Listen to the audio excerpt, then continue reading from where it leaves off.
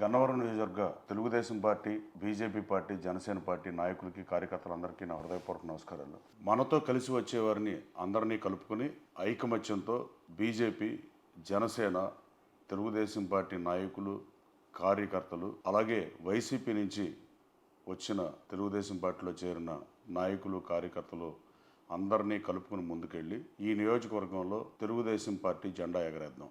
టీడీపీలో పాతతరం నాయకుల్ని, కార్యకర్తల్ని గౌరవిస్తూ తగిన ప్రాధాన్యత కల్పిస్తూ కొత్తగా వచ్చిన వారిని కూడా పార్టీలో ప్రోత్సహిస్తూ, అలాగే రాబోయే కాలంలో మహిళా సోదరిమణులను కూడా పెద్ద ఎత్తున తెలుగుదేశం పార్టీలో యాక్టివేట్ చేసి, అలాగే యువతను కూడా భవిష్యత్తులో తెలుగుదేశం పార్టీలో యాక్టివ్ చేసి, అలాగే పార్టీకి పనిచేసిన నాయకులందరికీ ప్రభుత్వం వచ్చిన తర్వాత నామినేటెడ్ పదవుల్లో తగిన ప్రాధాన్యత కల్పిస్తా.